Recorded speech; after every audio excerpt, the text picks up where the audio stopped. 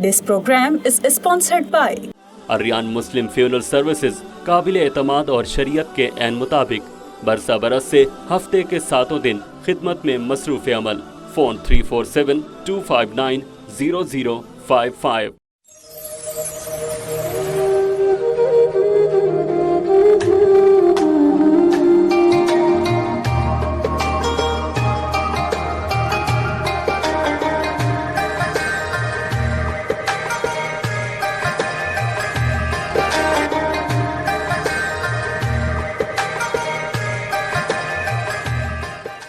बिस्मिल्लाहिर्रहमानिर्रहीम। क़ाल अल्लाहु तबारक व तआला फ़िल क़ुरआनिल मजीद वल फ़ुरक़ानिल हमीद वला तुब्तिलू अअमालकुम सदक़ल्लाहुल अज़ीम। सामईन मोहतरम, आज हम जिस टॉपिक पर गुफ्तगू कर रहे हैं वो है लैलतुल जायज़ा की अहमियत। लैल कहते हैं रात को, और लैलतुल जायज़ा का मतलब इनाम वाली रात। और ये लैलतुल जायज़ा कौन सी रात है,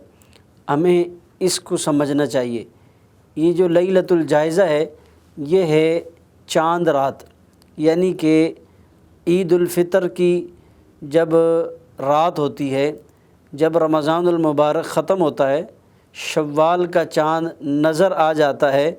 तो उस रात को शरीयत की इस्तिलाह में लैलतुल जायज़ा कहा जाता है, इनाम की रात। इनाम की रात इसको इसलिए कहते हैं, इसलिए कि जब एक आदमी जितना अरसा कोई काम करता है, मुशक्क़त करता है, किसी के लिए कोई तकलीफ़ उठाता है, किसी के हुक्म पर पूरा उतरने की कोशिश करता है, तो जिस आदमी ने हुक्म दिया होता है, ऑर्डर किया होता है, तो फिर उसको इस बात की खुशी होती है कि वो अपने मानने वालों को, फर्मा बरदारों को इनाम से नवाजे, उनको किसी अच्छी चीज़ से नवाजे जिससे उनको मज़ीद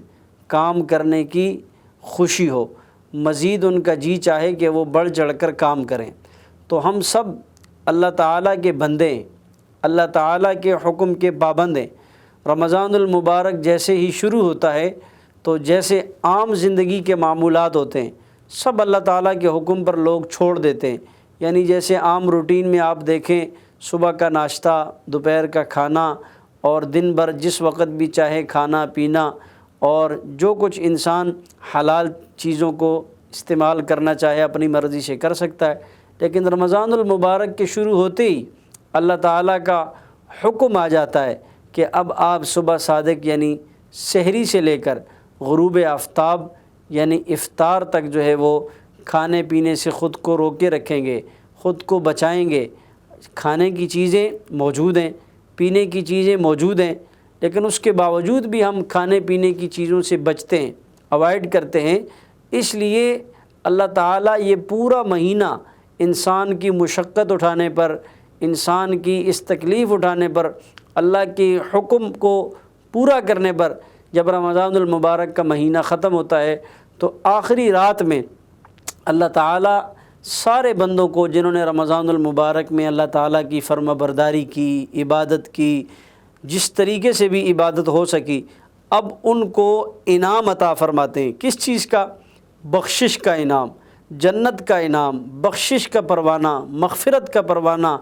अपनी रहमत का परवाना, अपना पसंदीदा बनाने का परवाना, फ़रिश्तों के सामने उनकी हौसला अफजाई का परवाना। ये अल्लाह ताला उन लोगों को नसीब फरमाते हैं। यानी चांद रात को ये फ़ैसला आसमानों से होता है, इसलिए इस रात को लैलतुल जायज़ा कहा जाता है, और ये रात बहुत अहमियत वाली रात है।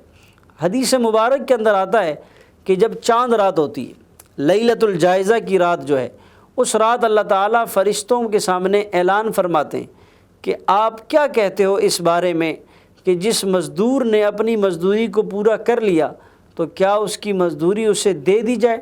तमाम फ़रिश्ते कहते हैं जी हाँ या अल्लाह, जिस मज़दूर ने अपनी मज़दूरी को पूरा किया है उसकी मज़दूरी से उसे नवाजा जाए, उसकी मज़दूरी उसे अता कर दी जाए, उसकी मज़दूरी उसे दे दी जाए, उसकी मज़दूरी उसके हवाले और सुपुर्द कर दी जाए। तो अल्लाह ताला फरमाते हैं, ये हदीस के अल्फाज हैं कि अल्लाह ताला फरमाते हैं कि वे फ़रिश्तों تم گواہ رہنا،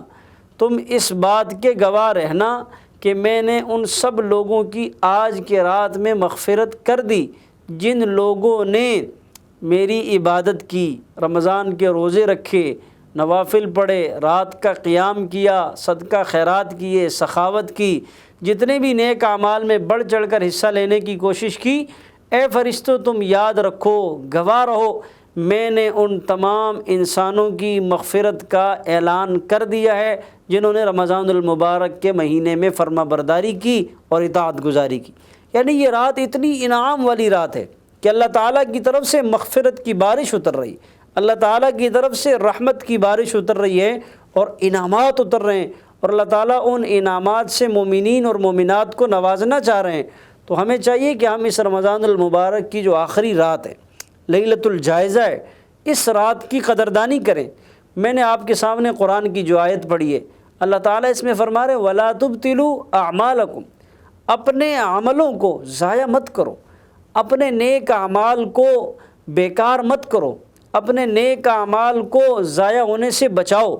نیک اعمال ضائع کب ہوتے ہیں؟ نیک اعمال ختم کب ہوتے ہیں؟ جب ہم نیک اعمال کی قدردانی نہیں کرتے، نیک اعمال کے کرنے کے فوراً بعد ہم گناہ کی طرف بڑھ جاتے ہیں، نیک اعمال کے کرنے کے فوراً بعد ہم گناہوں سے محبت بنا لیتے ہیں، گناہ سے ہم رشتہ جوڑ لیتے ہیں، اور وہ اتنا قریب ہو جاتے ہیں ہم اس گناہ کے کہ وہ نیک عمل ہماری زندگی سے نکل کر ختم ہو جاتا ہے۔ اس لیے اللہ تعالیٰ فرما رہے ہیں وَلَا تُبْتِلُوا أَعْمَالَكُمْ، اپنے اعمال کو باطل مت کرو، اپنی محنت کو ضائع مت کرو، اپنی مشقت کو ضائع مت کرو۔ ایک حدیث میں اللہ کے رسول صلی اللہ علیہ وسلم نے اس رات میں، یعنی لیلۃ الجائزہ کی رات، جو چاند رات ہے، انعام والی رات ہے، بخشش کی رات ہے، مغفرت کی رات ہے، رحمت کی رات ہے، اس کے بارے میں بڑی عجیب بات فرمائی۔ فرمایا جو شخص اس رات میں اللہ کے حضور سر بسجود ہوتا ہے، اللہ کے سامنے گڑ گڑاتا ہے، آہوزاری کرتا ہے، اللہ سے اپنے گناہوں کی معافی مانگتا ہے، اور وہ استغفار کرتا ہے کہ یا اللہ یہ رمضان المبارک کا مہینہ ہم اس کی قدردانی نہیں کر سکے، اس کا حق ادا نہیں کر سکے، ہمیں جس طریقے سے عبادت کرنی چاہیے تھی اس طریقے سے ہم عبادت نہ کر سکے، تو وہ شخص جو اس رات میں عبادت کرتا ہے، تو اللہ کے حضور فرماتے ہیں جس شخص نے اس رات میں عبادت کا معمول بنایا، یعنی لیلۃ الجائزہ کے اندر، اس کا دل مردہ نہیں ہوگا۔ حدیث کے اندر اس کی وضاحت کی گئی کہ دل کے مردہ نہ ہونے کا کیا مطلب ہے؟ دل کے مردہ نہ ہونے کا مطلب یہ ہے کہ جب فتنے، فسادات اتنے عام ہو جائیں گے کہ جیسے تسبیح کا دانہ ٹوٹ کر گرتا ہے، ایک تسبیح کو اگر ہم اس سے جوائنٹ کو الگ کریں گے تو اس کے جتنے اس کے اندر دانے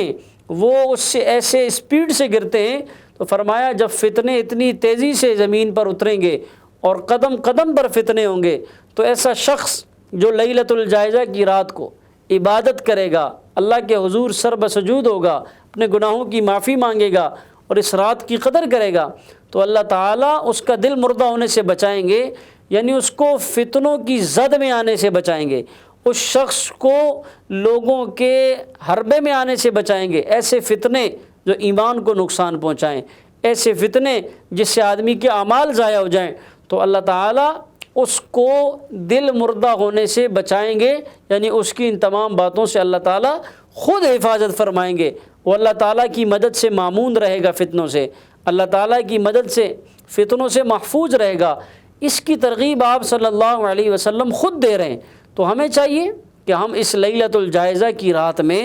غفلت کے بجائے، سستی کے بجائے، لاپرواہی کے بجائے یہ نہ سمجھیں کہ اب رمضان تو ختم ہو گیا، اب رمضان تو چلا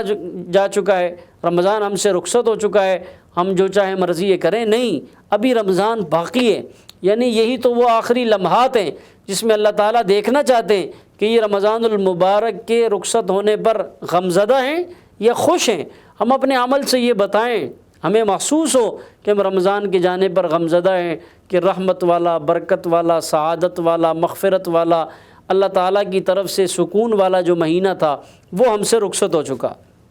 اس رات کی مزید اہمیت کے لیے آپ صلی اللہ علیہ وسلم نے مختلف مواقع پر فرمایا۔ حدیث میں آتا ہے کہ جو 5 راتیں ہیں ان 5 راتوں کی عبادت کی بڑی اہمیت اور فضیلت ہے اللہ کے نزدیک۔ ان 5 راتوں میں سے نمبر 1 8 ذی الحج، 9 ذی الحج، 10 ذی الحج اور 15 شعبان المعظم یعنی شب برات، اور اسی طرح لیلۃ الجائزہ، یہ جو عید کی چاند رات ہے، یہ 5 راتیں اللہ کے ہاں بڑی مقبول ہیں، بڑی فضیلت والی ہیں، بڑی اہمیت والی ہیں،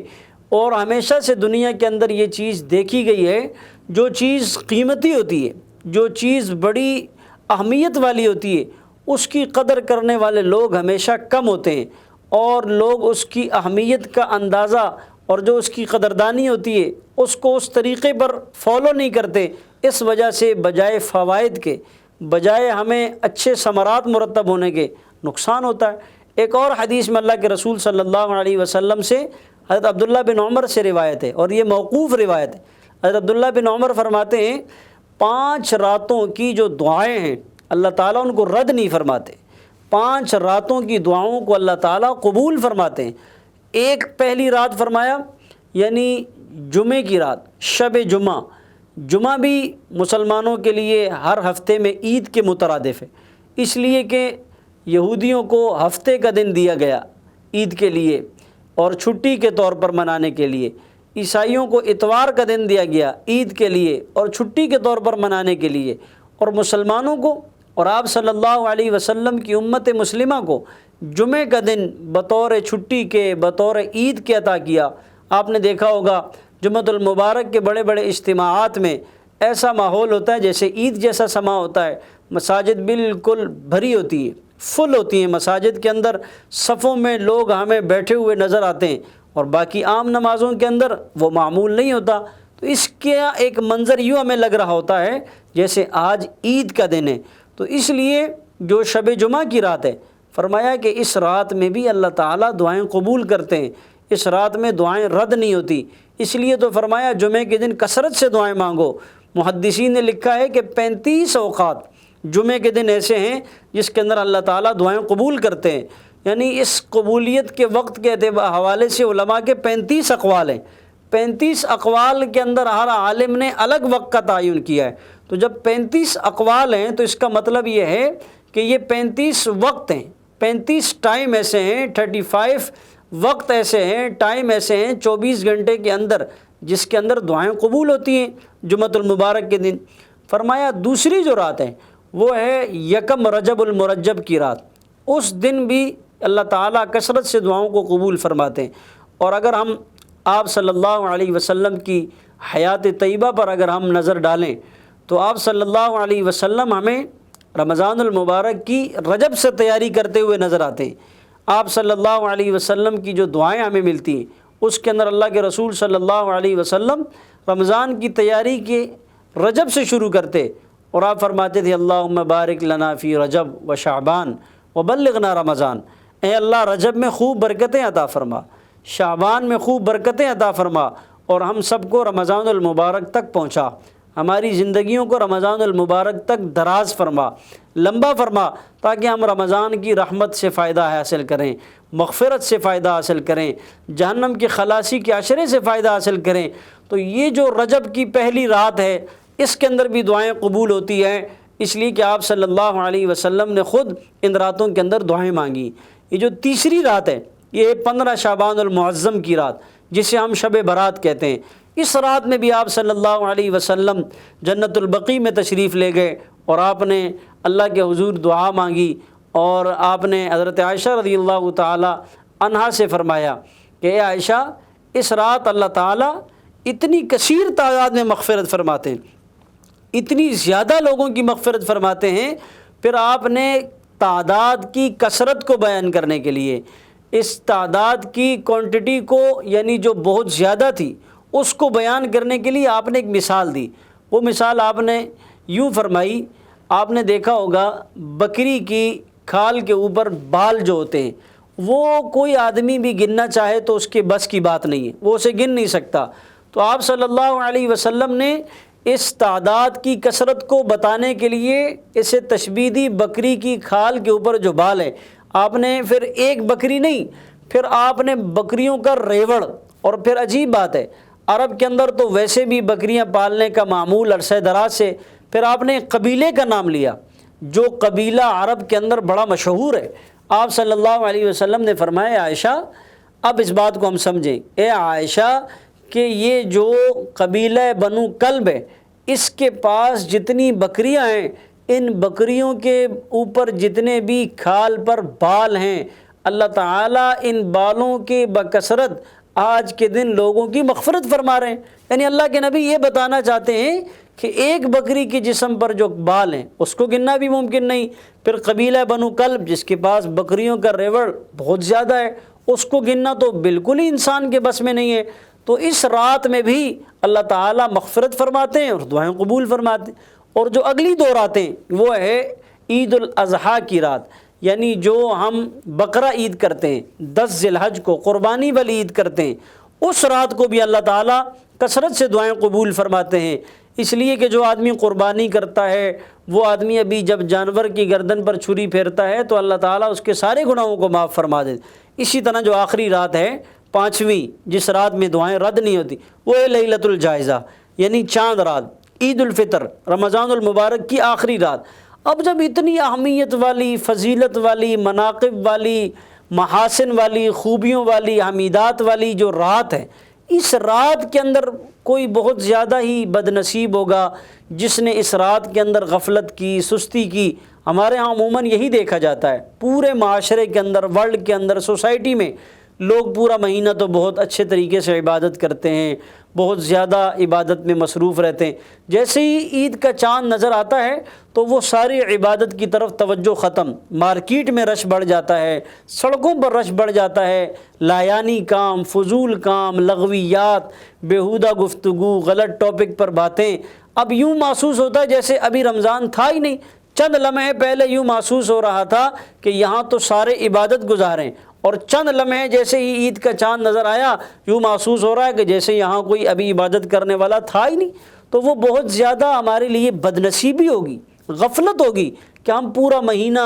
بڑی محنت سے، کوشش سے، جد و جہد سے، لگن سے، آہوزاری سے اللہ کے سامنے سر بسجود ہوں، مغفرت کی دعائیں مانگیں، اور جیسے ہی انعام ملنے کی رات ہے ایک آدمی مزدوری کرے اور جب مزدوری ملنے کا وقت آئے اور وہ اس جگہ کو چھوڑ کر چلا جائے اور اپنی مزدوری نہ لے تو لوگ کہیں گے کتنا غافل انسان ہے، کتنا بیوقوف آدمی ہے کہ اس آدمی کو کوئی سینس نہیں ہے کہ جب اس نے سارا دن مشقت اٹھائی، محنت کی، اب اس کو اس کا صلہ مل رہا تھا، اب اس کو اس کی مزدوری کا جو نتیجہ ہے وہ مل رہا تھا، لہذا اس نے اپنی محنت کا نتیجہ لینے کو چھوڑا اور یہاں سے چلا گیا۔ یہی مثال ہماری ہے کہ ہم لیلۃ الجائزہ کی رات میں غفلت نہ کریں، سستی نہ کریں، گناہ نہ کریں، اور لایانی فضول کاموں سے بچیں، بازاروں کے چکروں سے بچیں، فائرنگ سے بچیں، دیگر ایسے کاموں سے بچیں جس سے اس بات کا تاثر جاتا ہو، جس سے لوگ یہ محسوس کریں کہ یہ لوگ رمضان کے جانے پر خوش ہیں، حالانکہ ہمیں رمضان المبارک کی جدائی پر غم ہونا چاہیے، فکر ہونی چاہیے کہ اتنا اہم مہینہ ہم سے رخصت ہو گیا۔ تو ساری اسپیچ کا خلاصہ یہ ہے کہ اس لیلۃ الجائزہ کی رات کی اہمیت قرآن و سنت میں بہت زیادہ ہے، شریعت کے اندر بہت اہمیت والی رات ہے، اور اللہ تعالیٰ کے نزدیک وہ لوگ بڑے قدردان ہیں، قابل فخر ہیں جو اس رات کے اندر کثرت سے اللہ کو راضی کرتے ہیں اور انعامات لوٹنے کی کوشش کرتے ہیں۔ اللہ سے دعا ہے اللہ ہمیں رمضان المبارک کے ساتھ ساتھ اس آخری رات میں بھی کثرت سے عبادت کی اور اس کی قدردانی کی توفیق نصیب فرمائے۔ والسلام علیکم ورحمۃ اللہ وبرکاتہ۔